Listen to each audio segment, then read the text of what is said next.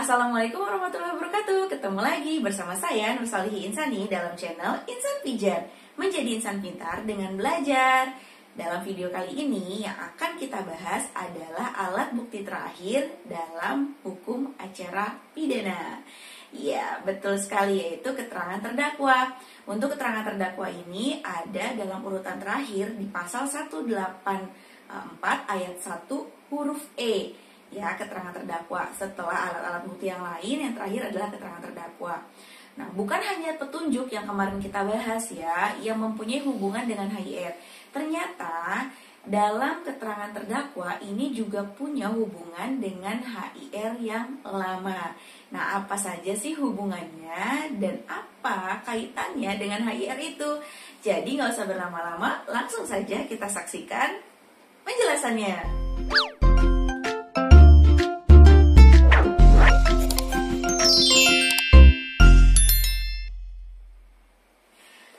Sebelum kita lanjut masuk lebih dalam mengenal apa itu alat bukti keterangan terdakwa, ada baiknya kita mulai dari awal dulu. Sebelum seseorang posisinya dikatakan sebagai terdakwa, tentunya dia diposisikan sebagai tersangka terlebih dahulu. Nah, apa sih itu tersangka? Jika kita ingin tahu pengertian daripada tersangka itu, kita merujuk ke dalam pasal 1 angka 14 Kitab Undang-Undang Hukum Acara Pidana.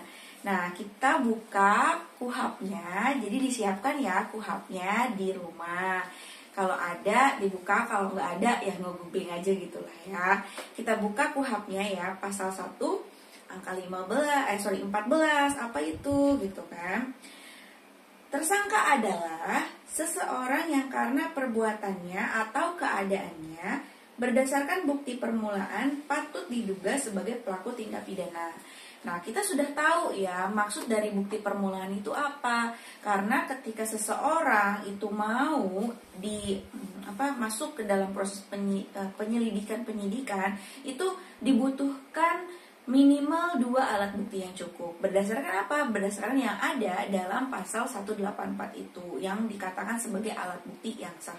Kalau dalam hukum acara perdata, tentunya alat bukti yang paling utama adalah surat itu. Begitupun dalam perkara tun gitu ya, sama saja. Jadi surat yang paling penting. Sedangkan kalau dalam hukum acara pidana yang paling penting adalah saksi ya. Makanya urutannya pertama saksi. Kalau dalam perdata maupun tun, yang urutan paling pertama adalah bukti tulisan, bukti tertulis, yaitu apa? Surat. Surat ini kan macamnya banyak, itu sudah saya pernah jelaskan ya, akta bawah tangan, akta otentik, dan surat biasa seperti itu. Ya, nah, ketika seseorang ini prosesnya sebagai tersangka kan begitu, buktinya cukup, kemudian dibuatkan surat dakwaan kan oleh penuntut umum, naik ke dalam proses persidangan, dia namanya terdakwa.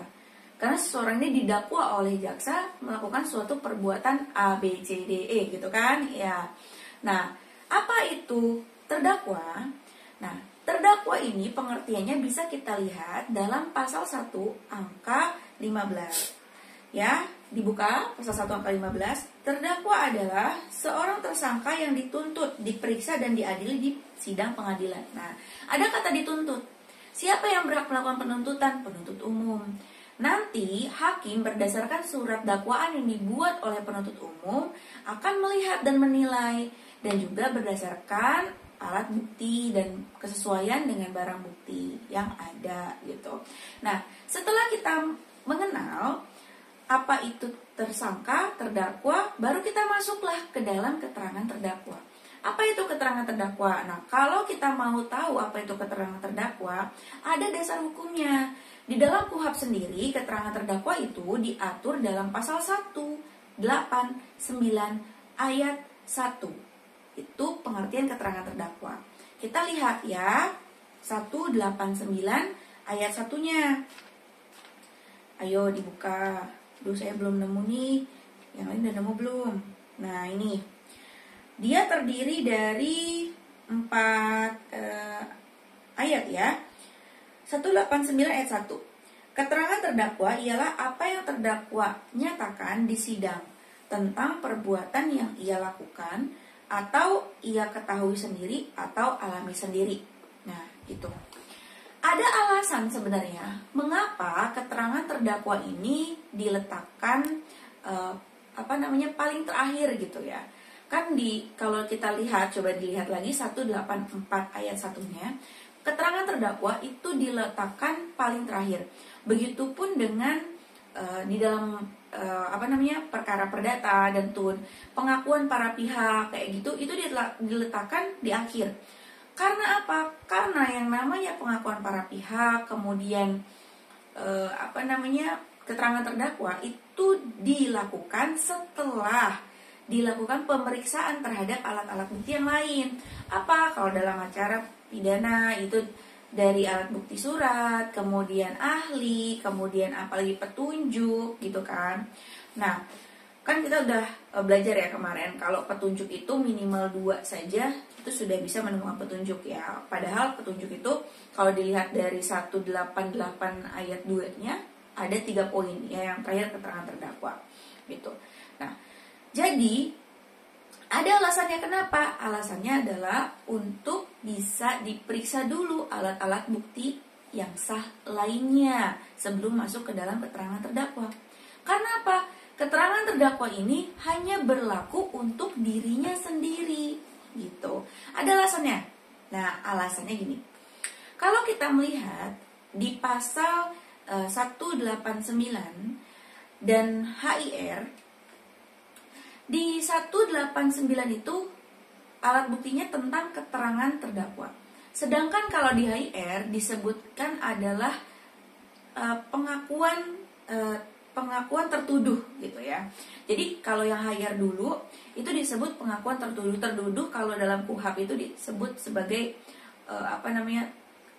terdakwa gitu ya. Sedangkan kalau dalam perdata ya tergugat atau termohon kayak gitu kan dalam TUN gitu ya. Nah, ada klausul perbedaan. Kalau kita lihat dari segi kosakatanya atau dari segi gramatikalnya, ada perbedaan antara pengakuan dengan keterangan. Pengakuan terdakwa, keterangan terdakwa, atau pengakuan tertuduh, keterangan tertuduh. Ya, itu kan beda. Apa bedanya?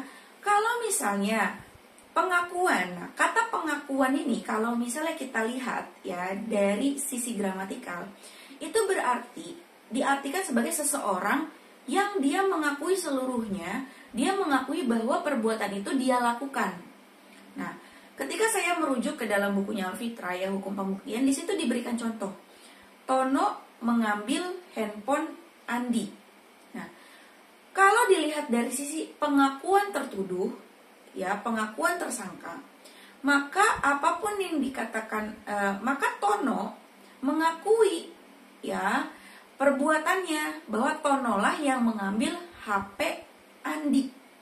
Nah, itu kalau pengakuan ya, pengakuan tertuduh. Namanya ngaku, berarti dia mengakui bahwa dia yang melakukan suatu perbuatan itu gitu. Beda sama keterangan. Kalau keterangan dari sisi gramatikal mengandung 2 arti. Yang pertama pengakuan, yang kedua pengingkaran. Jadi dia ada mengakui dan dia ada mengingkari. Nah, bedanya kalau keterangan terdakwa ini yang nanti keseluruhannya diserahkan kepada hakim, di mana hakim nanti akan menilai bahwa apa yang dikatakan oleh terdakwa ini ada nggak sih persesuaiannya, nah atau bertolak belakang atau apa dengan alat-alat bukti yang lain. Makanya kenapa keterangan terdakwa diletakkan paling terakhir. Nah, jadi dewasa ini penyidik maupun hakim tidak lagi mengejar pengakuan tertuduh. Karena apa?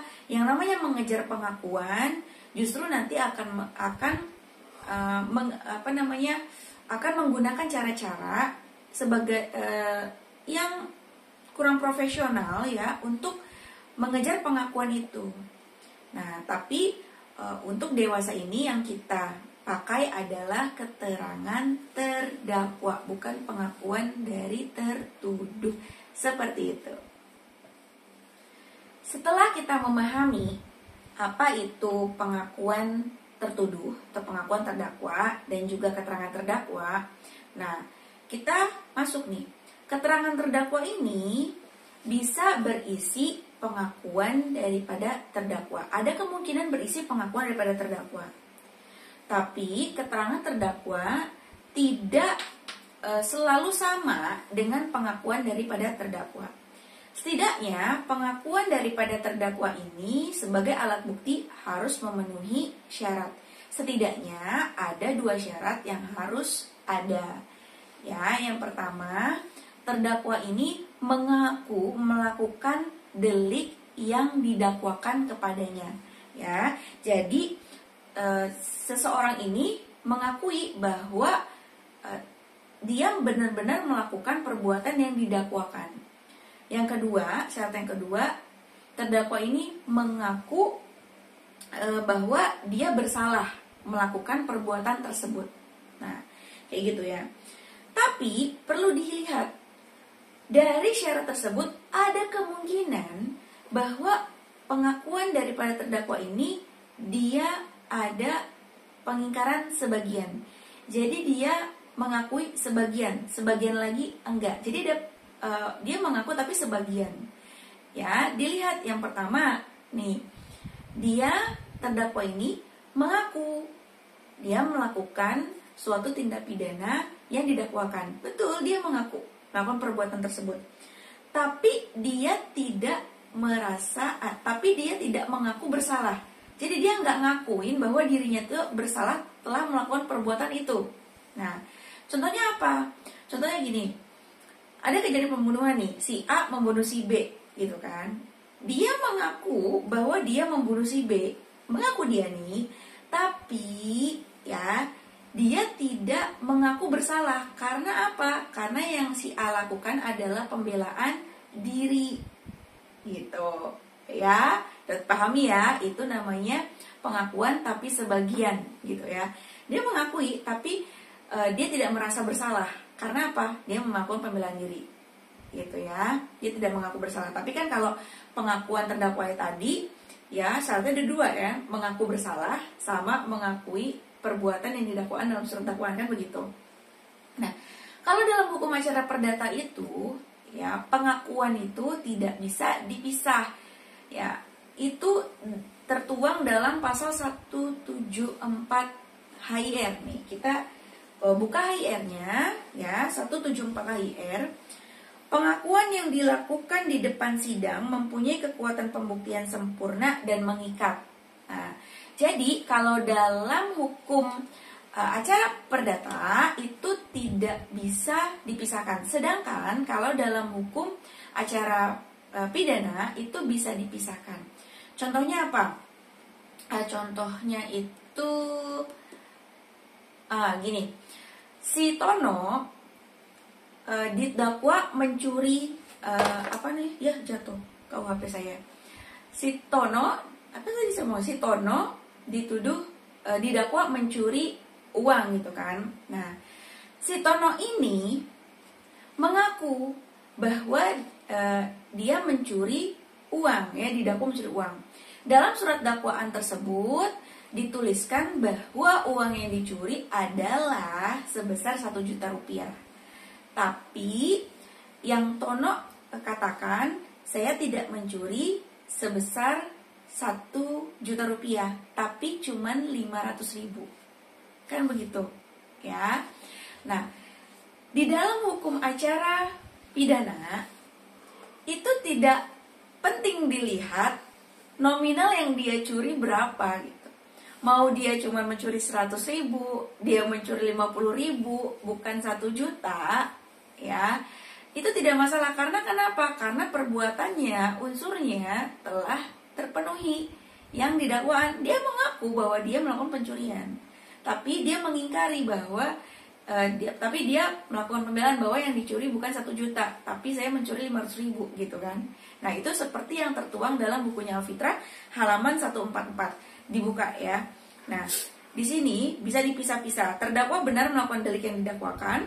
Kemudian yang kedua, terdakwa mengaku bersalah tapi tidak sebesar yang didakwakan. Kayak gitu. Nah, contohnya yang tadi. Terdakwa mengaku melakukan pencurian, tapi dia mengaku bersalah tapi mencuri bukan 1 juta tapi mencurinya 500.000 ya. Karena kan dalam dalam KUHP itu kan yang dilarang itu kan perbuatan yang mengambil barang milik orang lain kayak gitu kan. Jadi nggak masalah dia mau ngomong 1 juta kek, 50.000 kek, berapa kek, yang penting perbuatannya unsurnya telah terpenuhi. Nah itu ya yang dimaksud dengan hubungan antara KUHP ya dengan HIR tadi ya, ada di 174 tadi ya. Jadi kalau dalam hukum acara perdata itu tidak bisa dipisah, sedangkan kalau dalam hukum acara pidana itu bisa dipisah. Nah, kita harus tahu nih, terdakwa itu ternyata harus dipanggil untuk pelaksanaan sidang gitu ya. Jadi bukan hanya saksi, ahli, juru bahasa saja yang mana harus diberikan surat panggilan itu. Ya, terdakwa juga sama, harus diberitahukan. Dasarnya ada di dalam pasal 146 ayat 1 dan dihubungkan dengan pasal 227 KUHP. Kita buka ya, 146 ayat 1. Penuntut umum menyampaikan surat pengadilan kepada terdakwa yang memuat tanggal, hari, serta jam sidang, dan untuk perkara apa ia dipanggil yang harus sudah diterima oleh yang bersangkutan selambat-lambatnya 3 hari sebelum sidang dimulai. Nah, selanjutnya untuk tata cara pemanggilan daripada terdakwa ini sama seperti yang diatur untuk tata cara pemanggilan saksi, ahli maupun juru bahasa, dihubungkan dengan pasal 227 Kitab Undang-Undang Hukum Acara Pidana. Tadi kan kita sudah membahas ya tentang pemanggilan daripada terdakwa itu. Nah, gimana nih kalau udah dipanggil terdakwa ini nggak mau hadir ya? Jadi terdakwa yang tidak mau hadir di persidangan gitu ya, itu kita merujuk di KUHP juga ya, tepatnya di bab 16 di pasal 154 KUHP. Kita buka pasal 154 KUHP-nya ya. Di sini 154. Dia ayatnya ada 7 gitu ya. Tapi di 154 ini dibagi menjadi 2. Yang pertama terdakwa yang ditahan, kemudian terdakwa yang tidak ditahan. Ya, ditahan tidak mau hadir, tidak ditahan tidak mau hadir gitu ya. Nah, di bagian yang pertama yang ayat 1 ya, 154 ayat 1 itu hakim ketua sidang memerintahkan supaya terdakwa dipanggil masuk dan jika ia dalam tahanan, ia dihadapkan dalam keadaan bebas. Nah, apa sih maksudnya bebas di sini gitu? Yang dimaksud bebas ya di pasal ini itu maksudnya keadaan dia tidak dibelenggu ya, tapi tidak mengurangi pengawalan terhadap terdakwa itu sendiri.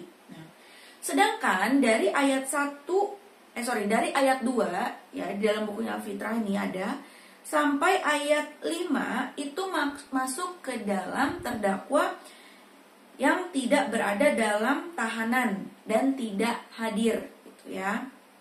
Yang pertama, jika dalam pemeriksaan perkara terdakwa yang tidak ditahan tidak hadir pada hari sidang yang telah ditetapkan, hakim ketua sidang meneliti apakah terdakwa sudah dipanggil secara sah ya. Kemudian yang kedua, bila sudah dipanggil secara sah maka diperintahkan dipanggil sekali lagi dan sidang ditunda ya. Itu yang ayat 3. Kemudian bila sudah dipanggil untuk kedua kalinya secara sah dan tetap tidak mau hadir, maka terdakwa dapat dihadirkan secara paksa. Nah, hati-hati, ini dipaksa ya. Dipaksa hadir pada sidang berikutnya kalau perlu dengan bantuan polisi negara. Nah, ini di ayat 4. Kemudian, jika dalam suatu perkara terdapat lebih dari 1 orang terdakwa. Nah, ini kayak yang lagi berlangsung ini ya. Nah, maka pemeriksaan bisa terus dilangsungkan terhadap terdakwa yang hadir. Nah, ini di ayat 5. Jika dalam suatu perkara ada lebih dari seorang terdakwa dan tidak semua terdakwa hadir pada hari sidang, pemeriksaan terhadap terdakwa yang hadir dapat dilangsungkan. Ya, apa sih maksudnya yang ayat 4 gitu? Nah, maksud daripada ayat 4 ini ya, kehadiran terdakwa di sidang merupakan kewajiban daripada terdakwa. Jadi bukan haknya untuk menolak gitu. Jadi terdakwa ini memang harus hadir di sidang pengadilan. Makanya kenapa dia dijemput secara paksa. Kalau perlu dengan bantuan polisi negara gitu ya. Ini seperti yang tertuang dalam bukunya Al-Fitra dari halaman 150 sampai 151. Kemudian kita masuk nih. Bagaimana sih sebenarnya kekuatan pembuktian daripada keterangan terdakwa ini? Nah, kalau kita mau tahu kekuatan pembuktian daripada keterangan terdakwa, kita harus merujuk kepada dasar hukumnya. Dasar hukumnya itu sendiri diatur dalam pasal 189 Kitab Undang-Undang Hukum Acara Pidana. Kita buka KUHP-nya 189 ya, kita baca. Dia terdiri dari 4 ayat ya. Yang pertama, keterangan terdakwa ialah apa yang terdakwa nyatakan di sidang tentang perbuatan yang ia lakukan atau yang ia ketahui sendiri atau alami sendiri. Ini jelas ya, baik keterangan saksi maupun keterangan ahli gitu ya. Ditambah keterangan terdakwa, dia bisa menjadi sebuah alat bukti ketika dia nyatakan di sidang pengadilan. Jadi harus apa yang dia nyatakan dalam sidang pengadilan itu baru dikatakan sebagai alat bukti. Keterangan ahli, saksi maupun keterangan terdakwa. Itu ayat 2 sekarang. Keterangan terdakwa yang diberikan di luar sidang. Nah, berarti keterangan terdakwa ketika terdakwa memberikan keterangan di luar sidang pengadilan, entah itu dia lagi wawancara, entah itu dia lagi ya memberikan berbicara dengan kuasa hukumnya dan lain sebagainya, dapat digunakan untuk membantu menemukan bukti di sidang asalkan keterangan itu didukung oleh suatu alat bukti yang sah sepanjang mengenai hal yang didakwakan kepadanya. Misal keterangan terdakwa itu diberikan di tingkat inkusatoire. Nah, jadi ketika keterangan terdakwa diberikan di tingkat inkusatoire, itu kan di luar sidang pengadilan. Sedangkan ketika kita merujuk ke dalam ayat 1, dia bisa menjadi alat bukti yang sah ketika keterangan itu dia berikan di dalam sidang pengadilan. Nah, seperti itu ya. Dan harus didukung ketika dia memberikan keterangan di luar sidang pengadilan, itu harus didukung dengan alat bukti yang sah lainnya. Ya, itu yang ayat 2. Ayat 3, keterangan terdakwa hanya dapat digunakan terhadap dirinya dia sendiri. Ini kalau kita lihat di pertemuan sebelumnya, video sebelumnya saya jelaskan bahwa keterangan terdakwa dalam alat bukti petunjuk itu bisa memuat yang namanya keterangan terdakwa gitu kan. Nah, ketika terdakwanya lebih dari satu, kan teman terdakwa bisa kan sebenarnya jadi saksi, ya saksi mahkota atau justice collaborator kan begitu. Tetapi kalau kita melihat di pasal 189 ayat 3 bahwa keterangan terdakwa ini ya cuma buat si terdakwanya aja. Jadi keterangan kawan terdakwa itu tidak bisa menjadi sebagai alat bukti keterangan terdakwa, ya. Ayat 4. Keterangan terdakwa saja tidak cukup untuk membuktikan bahwa ia bersalah melakukan perbuatan yang didakwakan kepadanya, melainkan harus disertai dengan alat bukti yang sah lainnya. Jadi keterangan si terdakwa aja dalam sidang pengadilan itu nggak cukup membuktikan bahwa dia bersalah meskipun ada pengakuan di dalamnya, ya nggak bisa membuktikan. Bahwa harus didukung dengan alat bukti yang sah lainnya. Agar apa? Terbentuklah yang namanya keyakinan hakim. Seperti itu. Tapi ketika kita lihat hubungan antara pasal 189 ayat 1 dan ayat 2, itu kita lihat.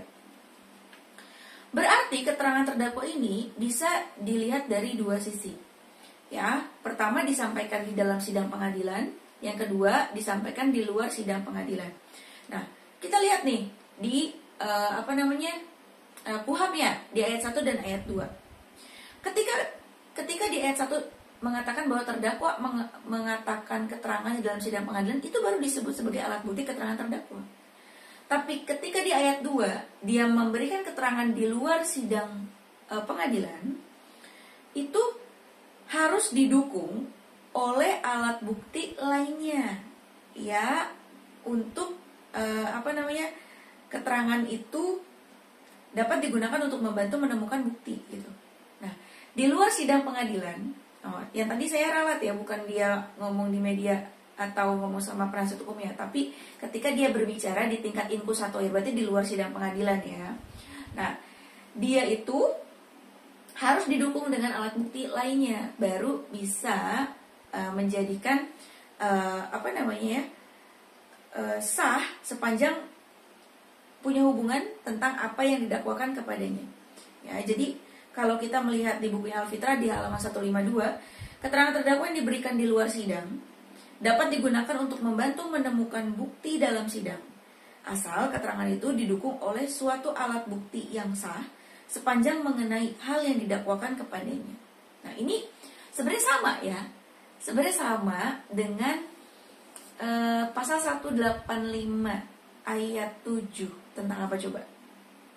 Nah ya, benar banget, keterangan saksi ya. Saksi tidak disumpah dan saksi yang disumpah.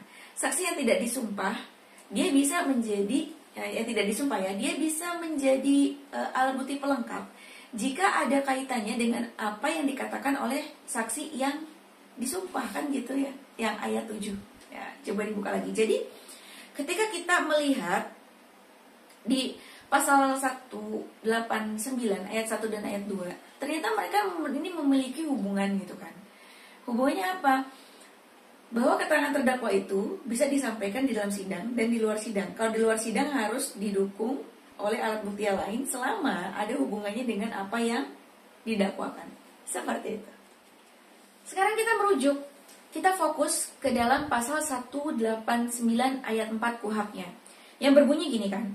Keterangan terdakwa saja tidak cukup untuk membuktikan bahwa ia bersalah melakukan perbuatan yang didakwakan kepadanya, melainkan harus disertai dengan alat bukti yang lain, kan seperti itu ya. Jadi sebenarnya di pasal 189 ayat 4 ini itu sudah jelas mengatakan bahwa keterangan salah satu seorang terdakwa tidak cukup membuktikan bahwa dia bersalah melakukan suatu perbuatan pidana. Oleh karena itu, meskipun seorang terdakwa itu mengaku dia melakukan suatu perbuatan, hakim tidak bisa memutuskan bahwa dia bersalah melakukan suatu tindak pidana. Ya, tetapi harus didukung ya di sini dengan alat bukti lain. Karena apa? Karena dalam hukum pidana yang dikejar adalah kebenaran apa? Nah, benar banget, kebenaran material. Sedangkan kalau dalam beracara secara perdata maupun tun, ketika ada salah satu pihak yang melakukan pengakuan, ya pengakuan daripada tergugat, pengakuan daripada termohon, kan begitu, itu bisa langsung dinyatakan melakukan suatu perbuatan melawan hukum. Karena apa? Karena dalam hukum acara perdata maupun tun yang dicari adalah kebenaran. Ya banget, benar ya, kebenaran formal. Nah, itulah bedanya. Jadi kalau dalam hukum acara pidana, pengakuan terdakwa ngaku nih, ya keterangan terdakwa dia mengaku melakukan perbuatan, dia tidak bisa dijadikan atau dinyatakan bersalah tanpa didukung dengan alat bukti yang lain. Sedangkan kalau beracara secara pidana maupun tun itu dengan pengakuan saja itu merupakan sebuah alat bukti yang sempurna. Nah, karena yang dicari adalah kebenaran apa? Formal. Nah, seperti itu ya. Nah, itulah penjelasan saya mengenai keterangan daripada terdakwa. Itu ada hubungannya ya dengan HIR sebenarnya dan hukum acara yang lain yang mencari kebenaran formal. Nah, jadi bagaimana? Apakah masih bingung ya? Kalau masih bingung, itu bisa ditanyakan di dalam kolom komentar apa yang dibingungin gitu ya. Kalau ada kritik maupun saran boleh juga dituliskan dalam kolom komentar, tentunya dengan bahasa yang sopan dan santun ya. Terima kasih telah mendengarkan, semoga bermanfaat. Saya akhiri, wabillahi taufiq wal hidayah. Wassalamualaikum warahmatullahi wabarakatuh.